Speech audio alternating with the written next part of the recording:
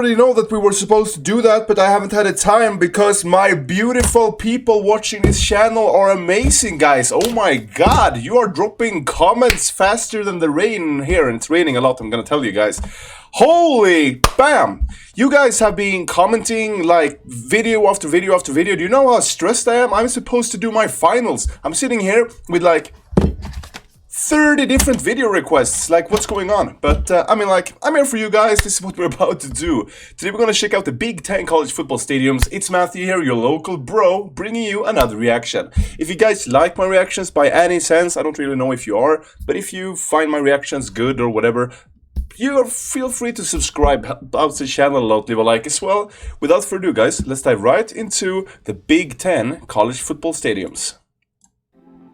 Up until now, I had been going through the FBS conferences in a completely random order. But due to overwhelming demand, I've had to make the executive decision that allows the Big 10 to jump the queue. Actually, I don't think you say queue in America, so to cut the line, I guess. I don't know. Combined, the Big 10 stadiums have a capacity of around 1 million. Big 10, right? It's a conference in college football. But that doesn't mean that the average capacity is 100,000, no. Because there are, of course, 14 teams, as you'd expect with a name like Big 10.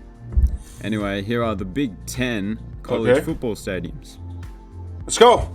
Beaver Stadium, Woo! home of the Penn State Nittany Lion. 106,572 people. Wow! The stadium is named after James, a beaver who built the stadium. Most beavers build dams, but in this area of Pennsylvania, they're a little more sophisticated. Look at this masterpiece of a stadium. Damn! That might not actually be true. The thing I love most about this stadium is that the expansions that have occurred over the years are very conspicuous. You can basically see how every section has been expanded, and you've got a bit of everything sprinkled in. I particularly like the design of each end zone. In the north, you have this big curved upper deck that hovers above the lower bowl. Beautiful. Which is a fairly uncommon design. And the south end zone seating is similar to that of LSU's Tiger Stadium. It looks great. It is like so far and low. It's not like, you know, built up like a bowl, you know, that we put the fruits in. It's more like flat. I kind of like that. I think it gives this kind of huge wave of people. The stadium is set for a major renovation that will bring it into the 21st century. Because although it looks good on the outside, there are some aspects where it's lacking on the inside. Okay. Camp Randall Stadium. Right, drop those like that. But do you guys know? Let me know in the comments down below. Home of the Wisconsin Badgers. It's the oldest stadium in the Big 10. In fact, it's named after the Union Army training camp that occupied the site during the Civil War. Wow, really? I'm not usually a big fan of wars, but at least they kept it civil. Yeah. This one is another stadium that has a lot going. Bro, what a bad joke. On. Wow. Well, most of the capacity comes from the main seating bowl once again, which is fairly plain and simple. But then you have this sizable upper deck on the western side that curves its way around, matched with the skybox equivalent on the east. The exterior is also completely different on each side of the stadium. It looks, just gonna say, it looks very classy. It looks like a university building almost. And it's not something I usually mention, but they have a very fancy looking field house as well. Like it. Maryland Stadium. Nice. Home of the Maryland Terrapins. If, like me, you were wondering what a terrapin is, it's a turtle.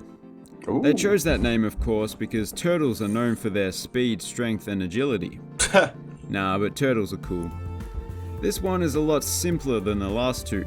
It's a fairly typical horseshoe design, with the addition of very tall triple-decker seating on one of the sides. Like that, reminds me a lot of Liverpool. And on the other side, they've got this combination of outdoor seating and luxury suites. It looks pretty cool, actually. I often note how some stadiums have an exterior that's reminiscent of a parking garage. But this one literally has a parking garage as the exterior behind the west end zone, which is very convenient. Kinnick Stadium, home of the Iowa Hawkeyes. 70K! It's named after Niall Kinnick. I believe it's the only college stadium named after a Heisman Trophy winner, which is very surprising.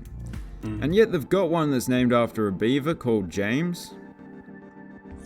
I think there are a lot of funny jokes here, but I'm not getting any of them. So comment down, let me know in the comments down below, because I'm sitting here and I'm feeling kind of stupid watching this video. So let me know the jokes that I'm missing. The design is somewhat uncommon in college football, given that it's made up of 4 individual stands that aren't connected. Love it. But those stands do have quite a traditional look to them, with a red brick facade for the most part. But what the stadium is most well known for can't be seen from the outside. The visitors' locker room is completely pink, Wow. which is done to put the away team in a passive mood. That's smart. I mean, how fired up can you get when you're surrounded by pink? I'm not gonna lie, this locker room looks like the worst nursing home I've ever been to. It also has been known to increase their concern for having their nails broken. It even extends to the bathroom, which might not be in the spirit of sportsmanship, Wow. but it is kind of funny. Looks ass. I wonder what would be crossing the line. It's looked like, you know, these doll houses where you, like, you know, when you were a kid. Not me, because I'm a man, but you know, when you guys were kids, something like this you guys would play around in. Could you constantly have K-pop music playing in the rooms? That's like the audio equivalent of the color pink. Well, to be honest, I don't even know what it sounds like, but just look at them. Memorial Stadium, home of the Illinois Fighting Illini. Nice. This one's a little different. It has a very elegant neoclassical design, particularly the exterior. It looks like something you'd see in the Ivy League. In fact, it kinda looks like a combination of Harvard Stadium and Franklin Field. Something that's quite fascinating about this stadium is that during construction, way back in the 20s, heavy rain caused one of the bulldozers to sink into the field. What? They decided Really? that it wasn't feasible to remove it, so it remains there to this day. What? Yes, it's tragic, but at least the bulldozer driver was able to memorize the owner's manual in English, French, and Spanish before he died from asphyxiation. He's a quick learner, although he did have a bit of trouble with the Japanese section. I am of course joking, nobody was buried alive with the bulldozer.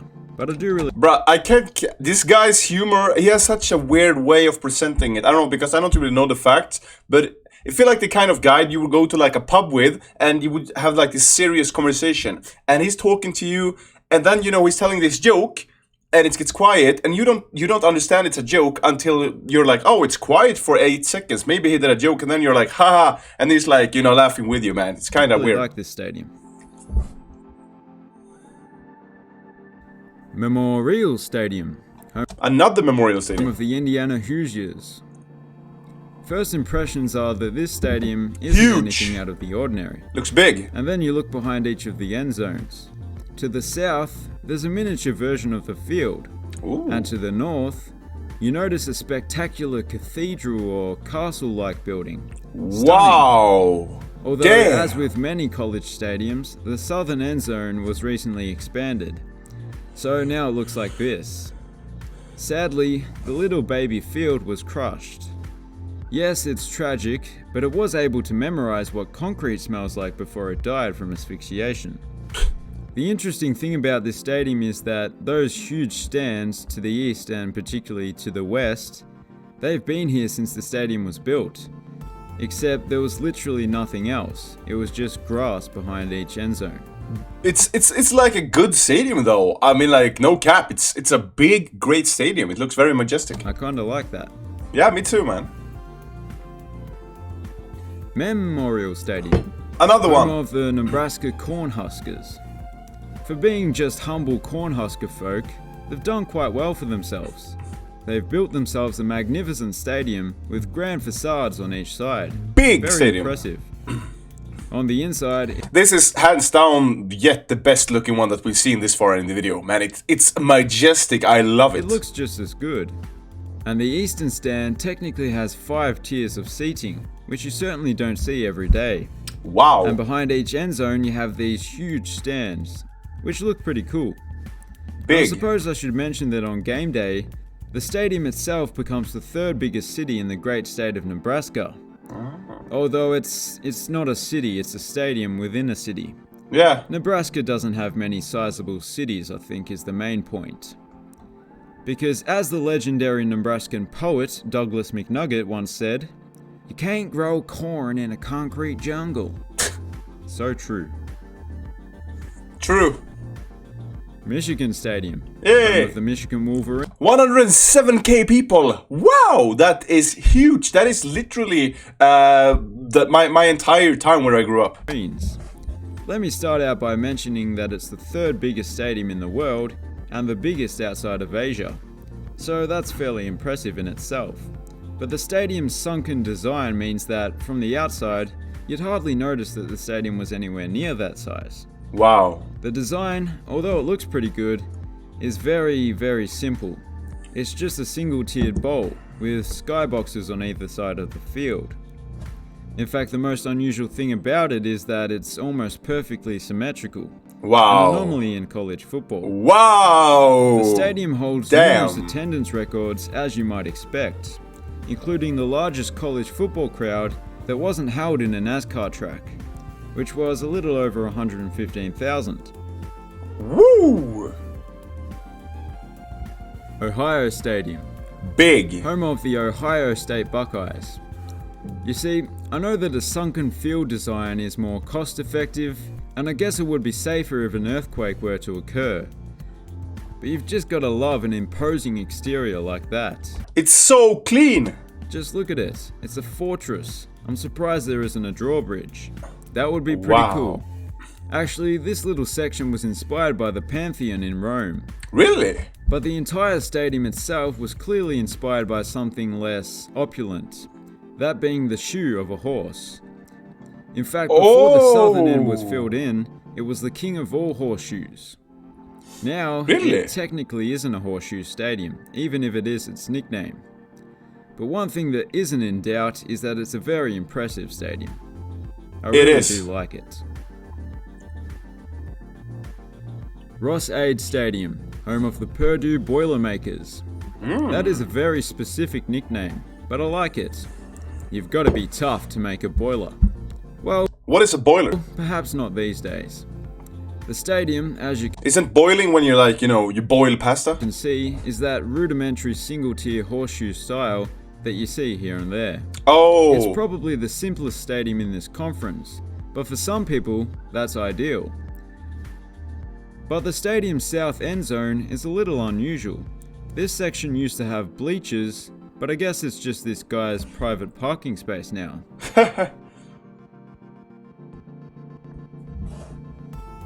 Ryan Field, home of the Northwestern Wildcats. Nice. Now, this one's got a bit more going on. It's another one with a fortress-like grand entrance, with two big white towers that can be seen from inside the stadium. It's the smallest Big Ten stadium in terms of seating capacity, and some of that seating is a little strange. The main stand's upper deck curves both from the bird's eye view and the side-on view, which is quite uncommon. And what's with this section? It seems like they should have just continued with the curve. Yeah. Dunno, but I'm sure there's a reason.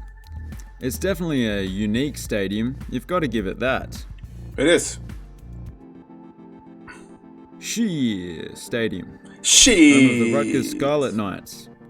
There's no obvious medieval-inspired architecture with this one. It's Looks like your go-to Division 3 football stadium in England. all fairly normal on the outside, but it does have a cannon, however, so that's Wow. good. It's fired when the Scarlet Knights score, but I presume it also comes in handy when a drunken spectator runs onto the field. That Yeah, actually that's sounds so. fun.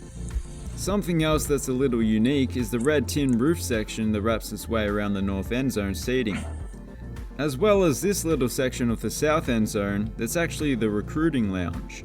Oh. Other than that, it's a fairly straightforward design, but a good one.